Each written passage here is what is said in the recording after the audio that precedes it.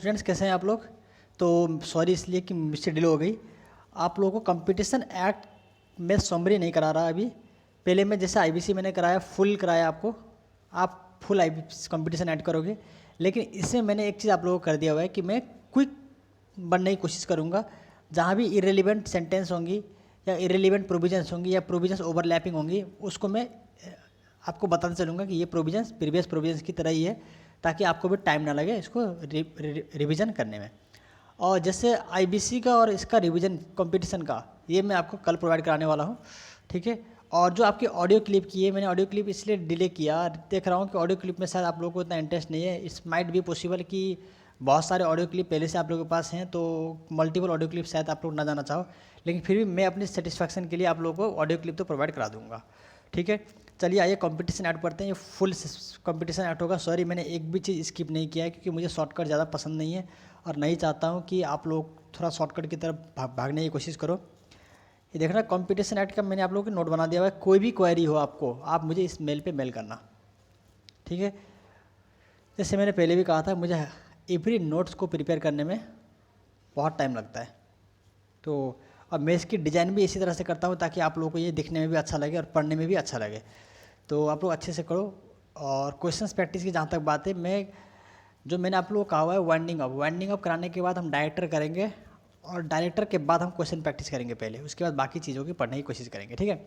चलिए यहाँ देखना कंपटीशन एक्ट क्या है, ये आया क्यों था। ये सिंपली आया था कि ये हमारे कंट्री की इकोनॉमिक को डेवलप करने के लिए आया था। क्यों आया था? हमारी कंट्री की इकोनॉमी को डेवलप करने के लिए। ये बोल रहे देखो, an act to provide keeping in view the economic development of country, ठीक है। अब ये सब क्यों, मतलब क्या है कंपटीशन एक्ट आने से कैसा डेवलपमेंट? देखो, अगर कोई, ठीक है, दो बिजनेसेस एक दूसरे के कंपटीशन करने के चक्कर में एक दूसरे को हार्म करने की कोशिश कर रहे हो, ट्रेड प्रैक्टिस को हार्म करने की कोशिश कर रहे हो, या फिर किसी बायर को लॉस पहुंचाने की कोशिश कर रहे हो, तो उसको रोकने के लिए क्या लाया गया था? Competition act. देखो यहाँ लिखा हुआ है, for the establishment of the commission to prevent the practice of adverse effect of competition. अब देखो, जब तक उसको करेंगे नहीं तो तब तक क्या होगा? मार्केट में कंपटीशन सस्टेन करके नहीं रहेगा, ठीक है। प्रोटेक्ट करना पड़ेगा कंज्यूमर को भी। कंपटीशन करो, कोई बात नहीं, हर कोई करता है। आज को मैं बताऊं कि टीचिंग इंडस्ट्री में कंपटीशन नहीं है, ऐसी बात नहीं है, हर जगह कंपटीशन है। तो कंपटीशन लाइफ की पार्ट है। आपको जॉब में जाओगे, जॉब में कंपटीशन है, ठीक है। पढ़ाई में कंपटीशन है, इसलिए तो रैंक 1, रैंक 2, रैंक 3 ऐसे निकलता है, ठीक है। चलो, ये आपके मेन है। अब देखना प्रीलिमिनरी मैंने आपको चैप्टर वाइज बांट दिया हुआ है, ठीक है। प्रीलिमिनरी क्या बोलता है? Short title, extend and commencement. ये आया कब था? ठीक है। कंपटीशन एक्ट का फुल अगर शॉर्ट में देखो, क्या नाम क्या बोलते हैं? Competition act 2002। क्या बोलते हैं? कंपटीशन एक्ट 2002, क्योंकि ये एक्ट 2002 में फॉर्म हुआ था। एक्सटेंड टू होल इंडिया, ये act extend to whole India, except आपको पता है कहाँ? जम्मू एंड कश्मीर। रीजन क्यों, वो भी आपको पता है, ठीक है। ये होल इंडिया में है, लेकिन आपको जम्मू एंड कश्मीर में नहीं है। एक तो पुरानी एक्ट है, अब अगर इसको इंक्लूड भी कर दे जम्मू एंड कश्मीर में, अब कर भी सकते हैं, लेकिन अभी तक उन्होंने इसमें कुछ चेंज लाने की कोशिश नहीं किया हुआ है, ठीक है। और ये बोल रहा है कि ये कब से आएगा? जब से ऑफिशियल गैजेट में पास होगा, ठीक है। तो इन्होंने ऑफिशियल गैजेट में तो पास तो कर दिया, ठीक है। कब पास किया? ऊपर मैंने आपको डेट लिख दिया हुआ है, देखना होगा आपको दोस्त, देख सकते हो आप, दिख रहा है? ओके, 13 जनवरी 13। चैप्टर 2 बात करता है प्रोहिबिशंस ऑफ सर्टेन एग्रीमेंट। आपको कुछ एग्रीमेंट करने से रोका जाएगा। कैसा एग्रीमेंट? देखो, मैं इस एक्ट को बहुत इजीली पढ़ाना चाहूँगा। कोई भी ऐसा एग्रीमेंट जिससे आप लोग दो सेलर आपस में झगड़ा करो, दो सेलर प्राइस को और इलीगल वे से बढ़ाने की या घटाने की कोशिश करो, ताकि किसी थर्ड को हार्म ना हो जाए, हार्म हो। दो सेलर बायर को हार्म पहुंचाने की कोशिश कर रहे हो, दो सेलर फेयर बिजनेस करने की कोशिश नहीं कर रहे, इन सब चीज़ों को रोकने के लिए सर्टेन एग्रीमेंट की जाती है, ठीक है। तो यहाँ बोलता है, देखो क्या बोलता है, नो इंटरप्राइज और एसोसिएशन ऑफ इंटरप्राइजेज और पर्सन्स और एसोसिएशन ऑफ इंटरप्राइजेज। मतलब कोई भी एंटिटी, शॉर्ट में समझना, कोई भी एंटिटी, ठीक है, shall not enter into any agreement in respect of production, supply, distribution, storage, acquisitions and control of goods or provisions of services which cause are likely to be cause appreciable adverse effect in competition within India. कोई भी entity किसी भी तरह से contract में या agreement में आप इंटर नहीं कर सकते जिसका सोल पर्पस क्या हो? सिर्फ और सिर्फ एडवर्स इफेक्ट फैलाना हो, जिसका सोल पर्पस क्या हो, एडवर्स इफेक्ट फैलाना हो, कहाँ पे, इंडिया में, तो आप नहीं कर सकते। ठीक है। अब कैसा एडवर्स इफेक्ट बोलता है कि अगर आपने कोई गलत एग्रीमेंट किया, जैसे मान लो सप्लाई को कम किया, रीज़न क्यों, जैसे मान लो अभी कोविड-19 है और जानबूझ के लोगों ने क्या करेंगे, सप्लाई रोक देंगे। अगर आपने एसेंशियल आइटम की सप्लाई रोक दी जानबूझ के, ताकि लोगों की डिमांड बढ़े और हम प्राइस को हाई चार्ज कर सकें, तो ये भी क्या है, एडवर्स इफेक्ट है। तो आप ऐसे अगर एग्रीमेंट करने की कोशिश करोगे तो वाइड माना जाएगा। लिखा हुआ है any agreement enter into in contraventions of the provisions contain in subsection 1, subsection 1 बोले तो ये शैल बी वाइड। अगर आप कोई भी ऐसा एग्रीमेंट करते हो जो एंटी कॉम्पिटेटिव नेचर का है तो फिर वो वाइड माना जाएगा। ठीक है, चलो आगे देखो क्या बोलता है, any agreement inter into between enterprise or association of enterprise or person or association of person or between any person or enterprise or practice carried on or decisions taken by any association of enterprises or associations of the person including cartel engaged in identical or similar trade of goods or provisions of services which directly or indirectly determine purchase or sale price, जो मैंने आपको बताया, limit or control productions, supply, market, technical development, investment, provision of services, share the market, source of production or provision of services by way of allocations of geographical area, directly or indirectly results in bid rigging। अब सुनना ये क्या बोल रहा है, देखो मैं चाहता था नोट्स में कि ये चीज़ चेंज कर दूँ, अगर आप बोलोगे तो मैं ये चीज़ चेंज कर दूंगा, क्योंकि मुझे ये लैंग्वेज कभी पसंद नहीं आते, ये जो लैंग्वेज लिखी हुई है। इन सारे का कहने का मतलब एक ही है कि कोई भी एंटिटी, ये जो लिखा हुआ है any agreement inter between enterprises, association of enterprises, person और एसोसिएशन ऑफ इंटरप्राइज और बिटवीन एनी पर्सन और इंटरप्राइज और प्रैक्टिसेज, ठीक है, ये सब का कहने का मतलब है any agreement between two entities, simple. तो अगर आप बोलोगे तो मैं इस लैंग्वेज को शॉर्ट कर दूंगा, ठीक है, तो इसलिए क्योंकि ऐसे पढ़ने में आपको दिक्कत हो सकती है।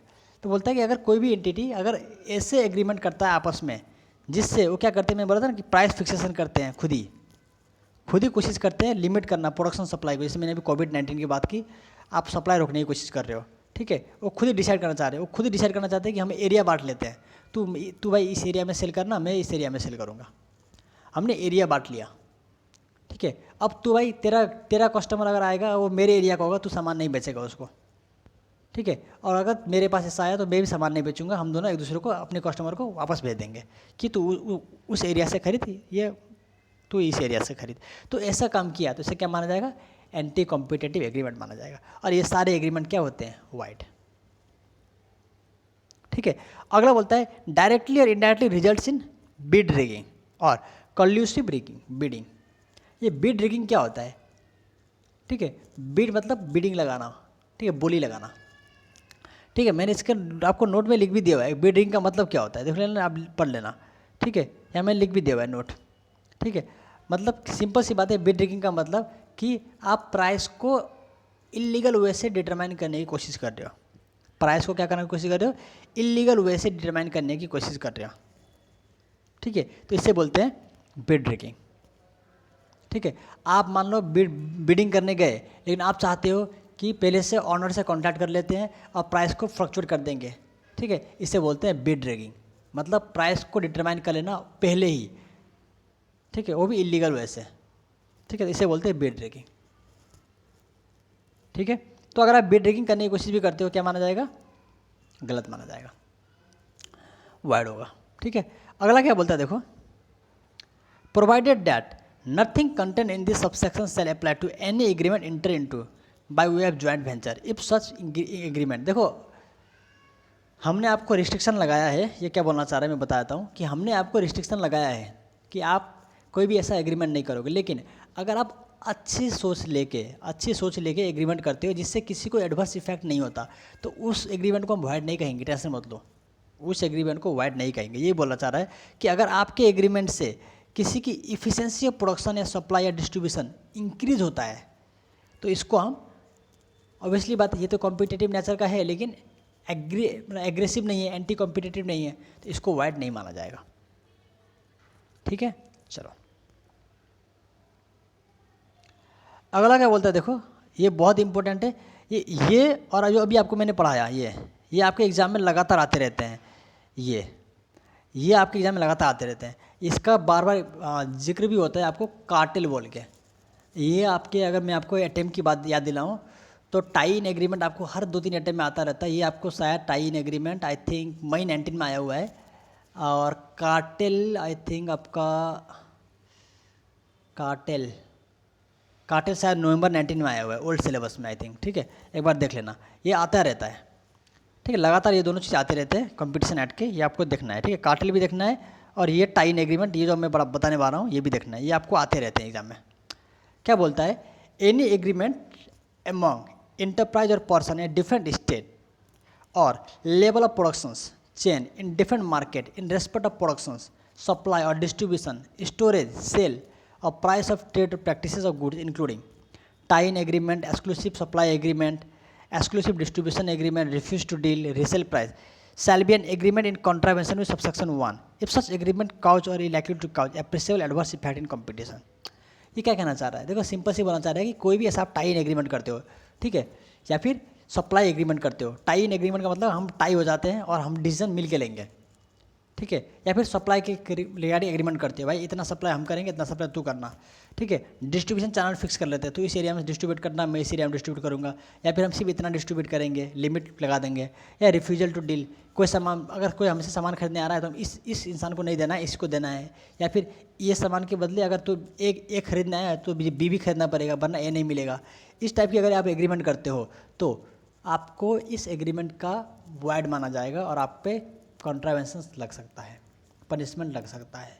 ठीक है, मतलब आप टाई इन एग्रीमेंट करो कोई दिक्कत नहीं है, एक्सक्लूसिव सप्लाई एग्रीमेंट करो कोई दिक्कत नहीं है, डिस्ट्रीब्यूशन एग्रीमेंट करो कोई दिक्कत नहीं, कोई भी एग्रीमेंट करो, लेकिन उसका एडवर्स इफेक्ट नहीं होना चाहिए। सिंपल याद रखना, कंपटीशन एक्ट का एक ही मतलब है कि कोई भी चीज़ करो कोई दिक्कत नहीं हमें, लेकिन उससे इफिशिएंसी बढ़े, उससे इफिशिएंसी बढ़े। ठीक है, एडवर्स इफेक्ट ना आए, किसी को रोकने की या किसी को हार्म करने की कोशिश नहीं करना है। तो ये बोल रहा है, अगर आपने कॉन्ट्रावेंशन किया सबसेक्शन 1 का मतलब आपने एडवर्स इफेक्ट लाने की कोशिश किया कंपटीशन में, तो इस टाइप के एग्रीमेंट भी क्या माने जाएंगे, वाइड माने जाएंगे। अब बात आती है सर ये इस टाइप के एग्रीमेंट क्या है, मैंने तो समझा दिया कि टाई इन एग्रीमेंट क्या होता है, एक्सक्लूसिव सप्लाई एग्रीमेंट क्या होता है, लेकिन आप यहाँ पढ़ोगे, मैंने डेफिनेशन लिख दिया हुआ इन सब की। क्या बोलता है टाई इन एग्रीमेंट, देखो क्या बोलता है, any agreement requiring a purchaser of goods as a condition of such purchase or to purchase some other goods. मैंने बोला ना, कंडीशन लगा दिया है परचेजर ऑफ गुड्स को। राम आया खरीदने के लिए, राम को बोला भाई तू यहाँ, तुझे ये चीज़ यहाँ नहीं मिलेगी, वहाँ से खरीद ले जा, दूसरी शॉप में मिलेगी। या फिर राम खरीदने आया शूज, आप बोलोगे शू नहीं, शू के बदले तू शू के साथ साथ सॉक भी खरीदना पड़ेगा। ठीक है, मतलब वन गुड्स के बदले आपको अंदर गुड्स लेना है तभी मिलेगा। इस टाइप की एग्रीमेंट टाई इन एग्रीमेंट होता है। ठीक है, एक्सक्लूसिव सप्लाई एग्रीमेंट मैंने बोला ना, सप्लाई से डीलिंग करने को रोक लगा रहे हो। ठीक है, देखो क्या बोलता है, any agreement restricting in any manner the purchaser in course of his trade from acquiring or otherwise dealing in any goods other than those of the seller or any other persons. मतलब exclusive supply कर रहे हो। बोलता है कि तू अगर सामान खरीदेगा तो यहीं सामान खरीदना, फिर भाई बाकी जगह सामान नहीं खरीदने का है, मेरा एरिया है यहीं सामान खरीदने का। तो ये इस टाइप की एग्रीमेंट किया, एक्सक्लूसिव सप्लाई एग्रीमेंट वाइड माना जाएगा। ठीक है, लेकिन यहीं पे एक्सक्लूसिव सप्लाई एग्रीमेंट अगर आप अच्छे के लिए करते हो, जैसे आप ज़्यादा से ज़्यादा, जैसे अभी कोविड-19 है और आप क्या कर रहे हो कि बगल वाला आपका बहुत कम सप्लाई कर पा रहा है, आप ज़्यादा से ज़्यादा सप्लाई कर रहे हो ताकि किसी की नीड्स फुलफिल हो, तो इसको वाइड नहीं माना जाएगा। ठीक है, आप खुद ही कर रहे हो कि भाई वो प्रोडक्ट एक खरीदने आया हुआ है, आप खुद ही प्रोडक्ट भी दे रहे हो, ठीक है, फ्रीली दे रहे हो, कोई दिक्कत नहीं, इसको वाइड नहीं माना जाएगा।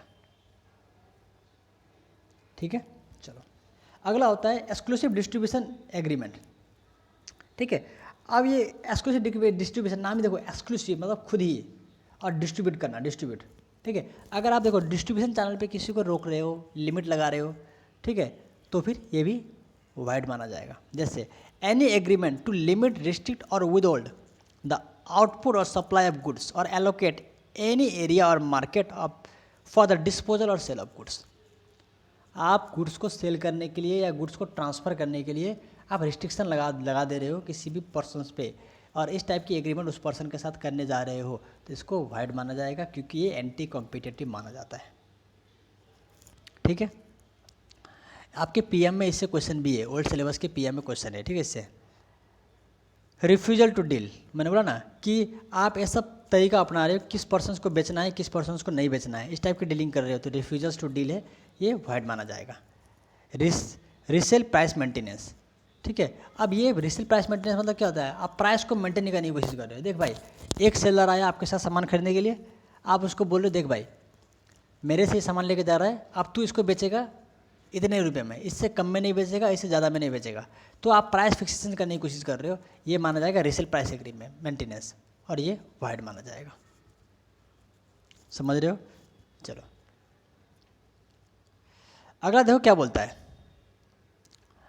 इसके एक्सेप्शन है। वाइड कब नहीं माना जाएगा, बोलता है nothing content in this section shell restrict. Wide कब नहीं माना जाएगा, सिंपल सी बात है, वाइड तब नहीं माना जाएगा जब आप इस टाइप की एग्रीमेंट कर रहे हो, टाइन एग्रीमेंट कर रहे हो, रिसेल मेंटेनेंस एग्रीमेंट कर रहे हो, ठीक है, ठीक है, आप एक्सक्लूसिव सप्लाई एग्रीमेंट कर रहे हो, एक्सक्लूसिव डिस्ट्रीब्यूशन एग्रीमेंट कर रहे हो, इस टाइप की एग्रीमेंट कर रहे हो, लेकिन ये किसी एक्ट के अंदर सही है और इससे किसी को हार्म नहीं हो रहा, तो आप इस टाइप की एग्रीमेंट कर सकते हो और वैलिड माना जाएगा। जैसे अगर आप एग्रीमेंट कर रहे हो इस टाइप का और वो कॉपीराइट एक्ट के अकॉर्डिंग कर रहे हो, जैसे मेरा गुड्स कॉपीराइटेड है और मैं अपनी गुड्स को किसी और को बेचने नहीं दे सकता, या कोई मेरे गुड्स को दूसरे मोड से रिसेल नहीं कर सकता, तो ये आप कर सकते हो। पैटेंट राइट के अकॉर्डिंग है तो आप कर सकते हो, रिस्ट्रिक्शन लगा सकते हो। ट्रेड एंड मर्केंटाइज एक्ट के अकॉर्डिंग है, ट्रेड लगा सकते हो रिस्ट्रिक्शन। ये आपको सिर्फ याद रखना है कि इन एक्ट के मतलब किसी भी एक्ट के अकॉर्डिंग अगर आप रिस्ट्रिक्शन लगाने की कोशिश कर रहे हो और इस कारण से इंटर कर रहे हो एग्रीमेंट, तो ये वाइड नहीं माना जाएगा, ठीक है। चलो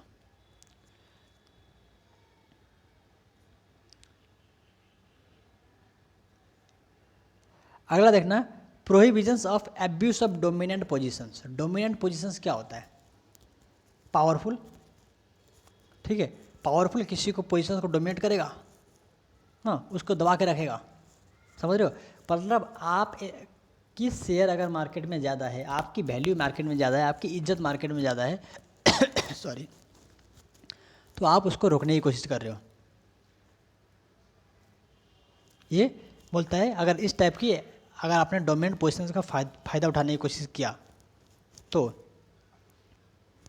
ये आपको दिक्कत आएगी, आपको कॉन्ट्रावेंशन माना जाएगा और आपको पेनल्टी देनी पड़ सकती है। बोलता है नो इंटरप्राइज और group shall abuse its dominant positions, there shall be an abuse of dominant positions under subsection 1 if enterprise और ग्रुप्स। आप कर सकते हो, लेकिन कब कर सकते हो, ऑब्वियसली बात है जब जिससे दूसरों को दिक्कत ना हो रहा हो। If directly or indirectly impose unfair or discriminatory conditions in price of sales of goods or services, price in purchase or sale including predatory price मतलब predetermined price, ठीक है, of goods और services। अगर कोई किसी चीज़ की प्राइस पहले से डिटरमाइन है, इसको रोक, इसके लिए आप डोमिनेंट पोजीशंस को यूज कर रहे हो तो कोई दिक्कत नहीं, ठीक है, वरना दिक्कत है। अब सुनना क्या बोलता है, मेरा एक्सप्लेनेशन में क्या लिखा हुआ है। For the purpose of this clause the unfair or discriminatory conditions in purchase or sale of goods or services referred in clause 1 and fair or discriminatory prices in purchase or sale of goods including predatory price or services referred in clause 2 shall not include such discriminatory conditions of price which may be appointed to meet the competition। अगर आप किसी को रोकने दबाव डाल रहे थे कि भाई कोई प्री डिटरमाइन प्राइस नहीं रखेगा, तब तो सही था, कोई दिक्कत नहीं। आप किसी को दबाव लगा रहे हो, किसी को अपनी पावर यूज करके दिखा रहे हो कि भाई कोई भी मतलब अपनी शेयर परचेज में कंडीशन लगा के बेचेगा, ठीक है। लेकिन अगर ये टाइप की चीज़ें आप कर रहे हो जिससे फिर वही चीज़ होने वाली है, क्या चीज़ जो पहले हो रही थी, आप किसी की प्रोडक्शन रोकने की कोशिश कर रहे हो, सप्लाई रोकने की कोशिश कर रहे हो, किसी के मार्केट शेयर को हार्म करने की कोशिश कर रहे हो, तो फिर ये फिर दोबारा क्या माना जाएगा, एंटी कॉम्पिटिटिव माना जाता है। और इस पर क्या माना जाएगी, आपको इस टाइप की वर्क किया तो वाइड माना जाएगा और आप पे पेनल्टी लग सकता है। तो ये बोलना चाह रहे हैं अगर आप लिमिट और रिस्ट्रिक्ट लगाने की कोशिश कर रहे हो production of goods, provision of services या market, technical or scientific development relating to goods or supply of prejudice consumer, injured in practice or practices resulting in denial of market access in any manner. आप किसी को market में access करने से रोकने की कोशिश कर रहे हो, इसलिए अगर आपने अपने पावर का यूज किया, डोमिनेट करना चाहते हो आप किसी को अपनी पावर को दिखा के, तो फिर ये गलत माना जाएगा।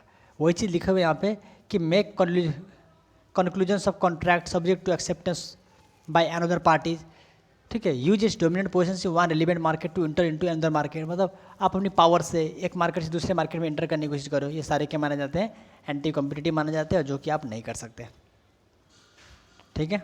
चलो अब देखना रेगुलेशंस ऑफ कॉम्बिनेशन, इंपॉर्टेंट है आपके एग्जाम में। जनरली क्वेश्चंस अब नहीं आ रहे, पहले आते थे बहुत, और इम्पोर्टेंट है, ठीक है।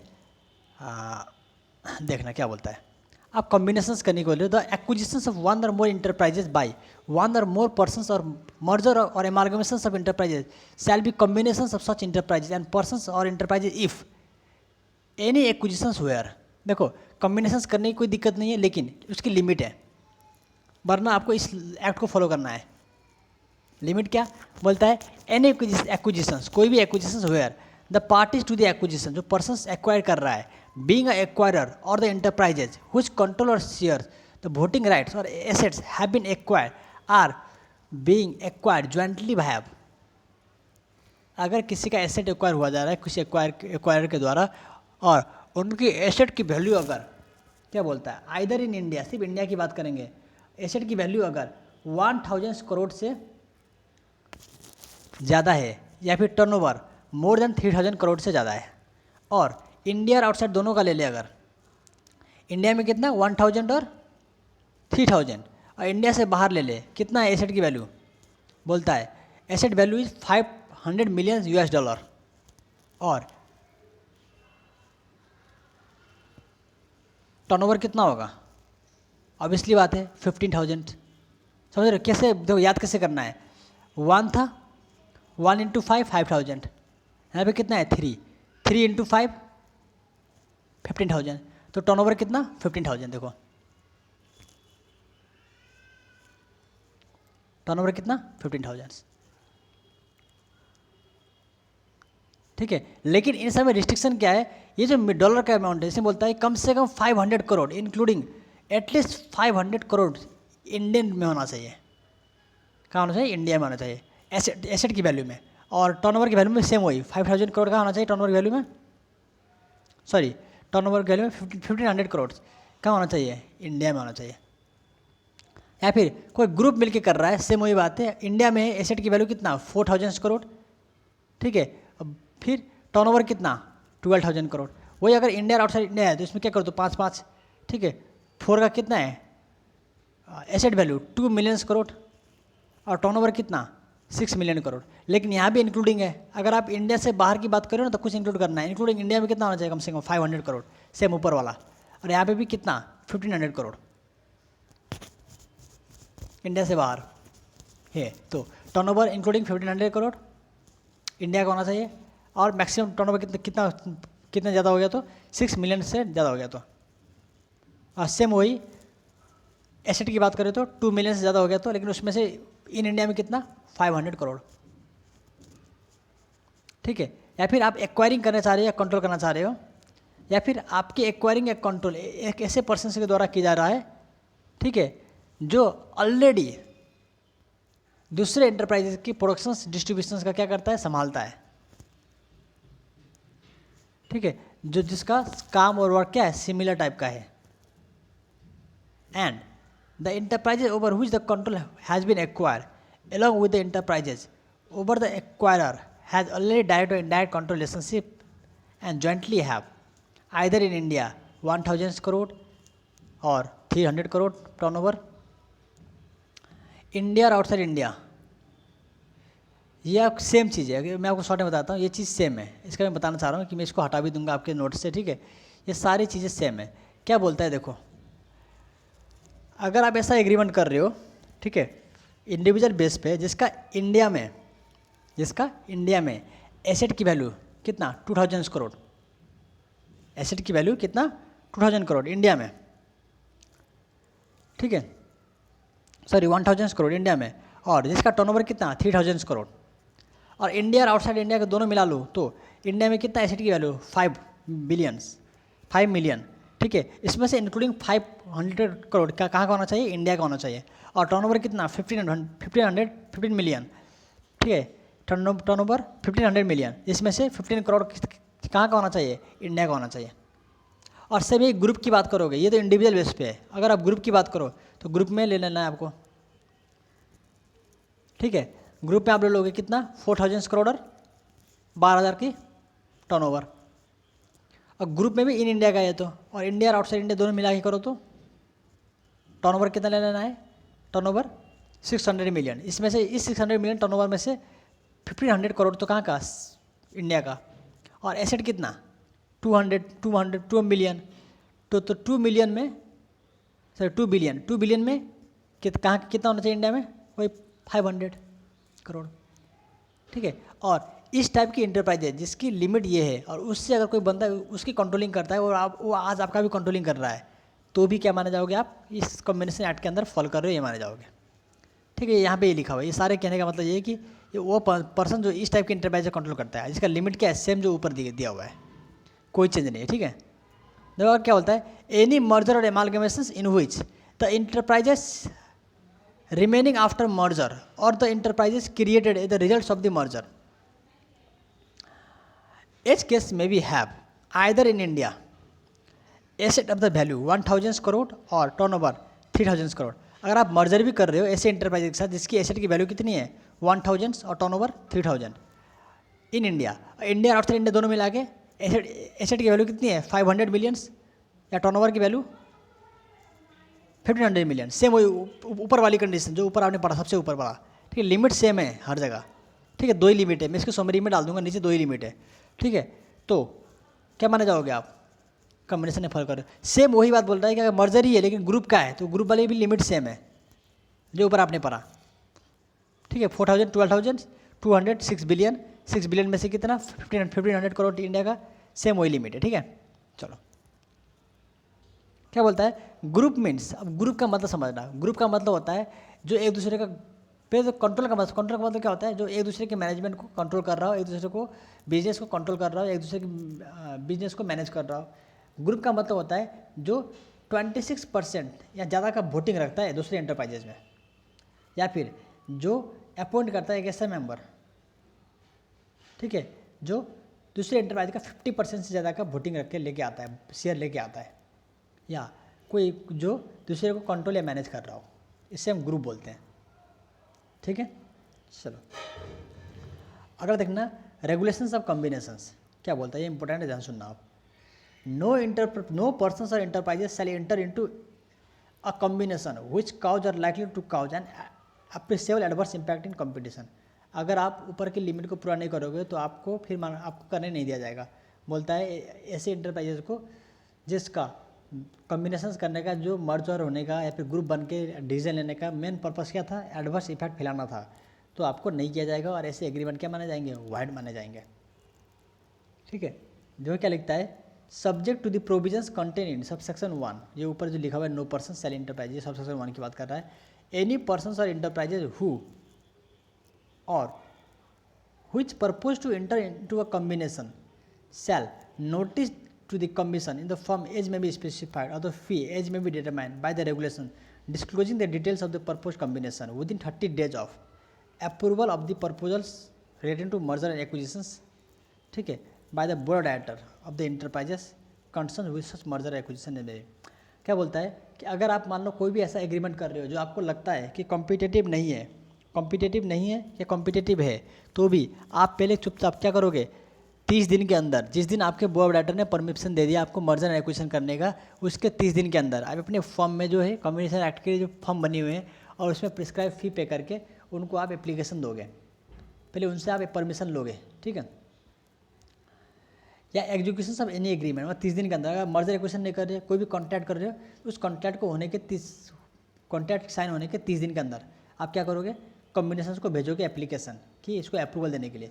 और कॉम्बिनेशन क्या करेगा, no combination shall come into effect until 200, no combination shall come into effect until 210 days have passed from the date on which notice has been given to the commission under subsection 2 और has past order under section 31 which ever earlier. ठीक है, मतलब कोई भी combination कब तक नहीं होगा, 210 के दिन के अंदर नहीं, या फिर अगर ऑर्डर पास कर दिया गया तो तब तक नहीं, दोनों में से जो पहले आएगा। ठीक है, तब तक उस कॉम्बिनेशन का इफेक्ट नहीं आएगा। पक्का याद रहेगा, नो कॉम्बिनेशन शैल इफेक्ट, कोई भी कॉम्बिनेशन इफेक्ट तब तक नहीं होगी जब आपको नोटिस मिला, जब आपको नोटिस मिला उससे 210 दिन पास नहीं हुआ हो। ठीक है, या फिर आपने ऑर्डर पास नहीं कर दिया हो, कि कब तक इफेक्ट रहना है, व्हिचएवर अर्लियर। ठीक है, अगला क्या बोलता है, the commission shell after receipt of notice under subsection 2 deal with such notice in accordance with the provision of subsection section 29, 30, 31। ये छोड़ो, ये बोलता है कि आपको नोटिस में भेजते टाइम कमीशन को जो आपको कमीशन आपको जो नोटिस भेजेगा, ठीक है, उसमें आपको provisions of commission act competition act को फॉलो करना है, बस इतना याद रखना।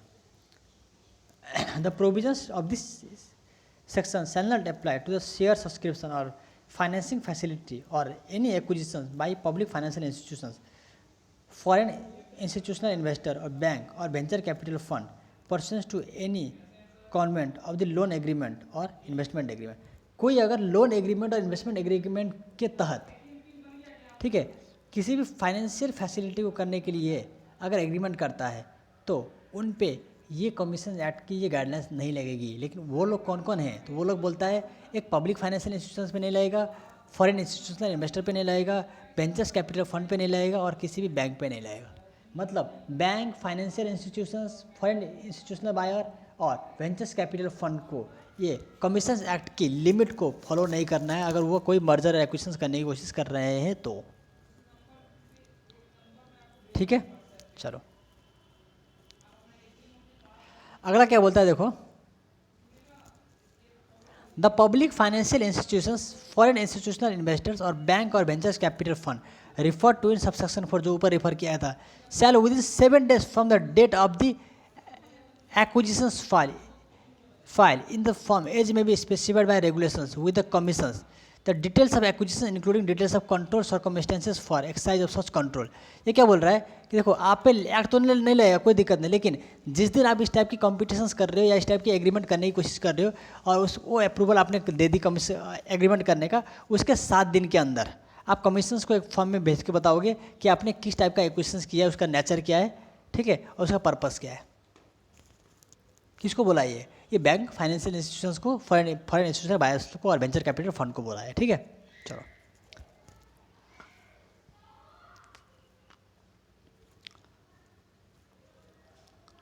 अब सुनना क्या बोलता है, कॉम्पिटिशन कमीशन ऑफ इंडिया।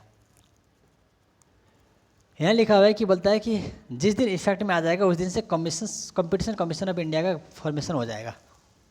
ठीक है, अब इनका मेन काम क्या है, तो बोलता है commission shall be a body corporate by the name aforesaid having perpetual succession and कॉमनसिल।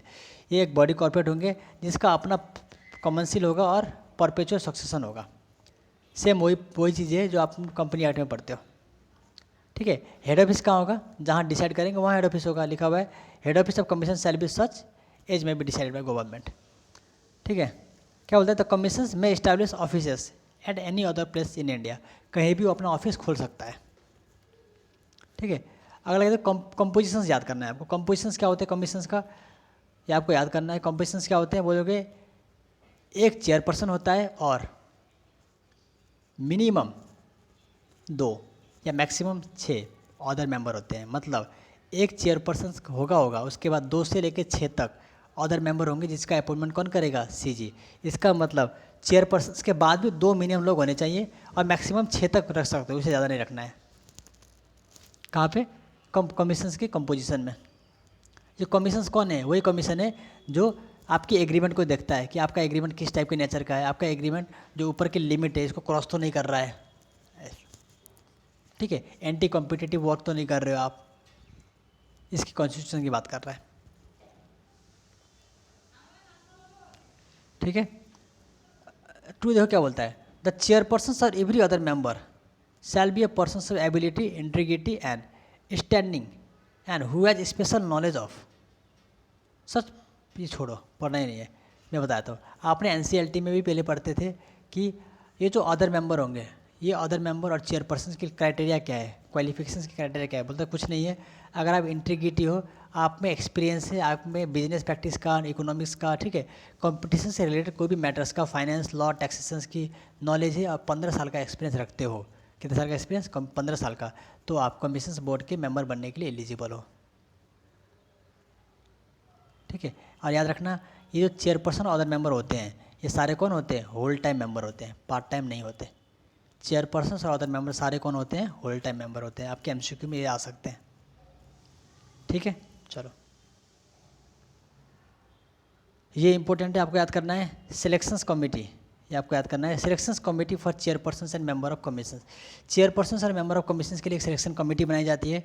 ठीक है, उसमें कौन सिलेक्शन कमेटी में क्या होता है, तो बोलता है द चेयरपर्सन और other member of the commission shall be appointed by the central government from a panel of name recommended by the selection committee. देखो ये जो चेयरपर्सन और अदर मेंबर है, हाँ, ये जो चेयरपर्सन और अदर मेंबर है इनका अपॉइंटमेंट के लिए सिलेक्शन कमेटी बनता है। उस कमेटी का चेयरपर्सन कौन होगा, तो बोलता है चीफ जस्टिस ऑफ इंडिया और या उसका नॉमिनी सिलेक्शन कमेटी का चेयरपर्सन होगा। ठीक है, बाकी कौन कौन से मेंबर होंगे बोलना, कोई भी मेंबर, एमसीए के मेंबर होंगे, लॉ एंड अफेयर्स के मेंबर होंगे या लॉ एंड जस्टिस के मेंबर होंगे, और या कोई भी एक्सपर्ट होगा जिनको बिजनेस टेस्ट प्रैक्टिस या कमीशन कॉम्पिटिशन का नॉलेज हो। सिर्फ चेयरपर्सन सिलेक्शन कमेटी का कौन होगा, चीफ जस्टिस होगा या फिर उसका नॉमिनी होगा। मेंबर एमसीए के होंगे या लॉ एंड जस्टिस के होंगे या फिर कोई भी अदर एक्सपर्ट होंगे। ठीक है, सिलेक्शन कमेटी का ये सिलेक्शन कमेटी बनता क्यों है, ये बनता सिर्फ इसलिए ताकि वो बता सके कि किसको चेयरपर्सन बनाना है कमीशन बोर्ड का और अदर मेंबर किसको सिलेक्ट करना है।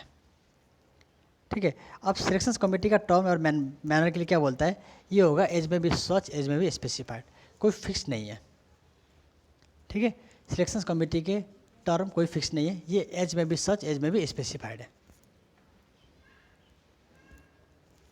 दूसरा देखना, term of office of chairperson और अदर मेंबर। चेयरपर्सन और अदर मेंबर जो आप अपॉइंट कर रहे हो कमीशन में सिलेक्शन कमेटी में नहीं, कमीशन में, इनकी टर्म एंड ऑफिस कितनी होगी, तो आप इसे याद रखना, चेयरपर्सन और अदर मेंबर की जो टर्म और ऑफिस होता है, एज में भी सच, एज में भी स्पेसिफाइड, लेकिन एज मैक्सिमम 65 ईयर्स है। एज मैक्सिमम कितना है, 65 ईयर्स है। ठीक है, चलो ये देखो ये लिखा हुआ है। ठीक है, कितना है, द चेयरपर्सन और every member shall not hold office after he attain the age of 65 years। ठीक है, अब सुनना, मैंने एक वर्ड बोला कि आपको इसके टर्म तो एज में भी स्पेसिफाइड, तो क्या स्पेसिफाई किया हुआ है, इन्होंने स्पेसिफाई किया हुआ है अ टर्म ऑफ 5 ईयर्स। कितना स्पेसिफाई किया हुआ है, अ टर्म ऑफ 5 ईयर्स। और एलिजिबल फॉर रीअपॉइंटमेंट, याद रखना ये एलिजिबल फॉर रीअपॉइंटमेंट है। एक टर्म होता है 5 साल का और एलिजिबल क्या होते हैं, फॉर रीअपॉइंटमेंट। ठीक है, अगर आपकी वैकेंसी काउंट हो जाता है ड्यू टू रेजिग्नेशंस या रिमूवल ऑफ चेयरपर्सन या एनी अदर मेंबर या एनी अदरवाइज बोले तो डेथ, एक्सीडेंट। ठीक है, अगर आपका वैकेंसी हो जाता है चेयरपर्सन या अदर मेंबर में, तो वैकेंसी कैसे फिल होगा, वैकेंसी फिल होने के लिए बोलता है कि कोई दिक्कत नहीं, फ्रेश अपॉइंटमेंट होगा। क्या होगा, फ्रेश अपॉइंटमेंट होगा, फिर सिलेक्शन कमेटी अपॉइंट करेगी फ्रेश तरीके से। ठीक है, चलो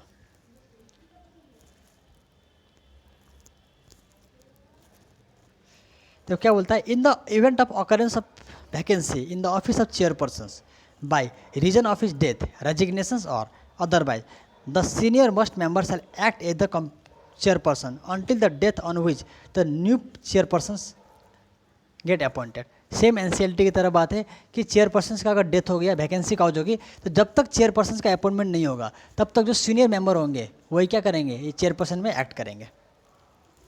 ठीक है, शायद ये मैं लंबा तो नहीं खींच रहा हूँ आपको सिलेबस, अगर ये लंबा हो जाता है तो ऐसा करते हैं हम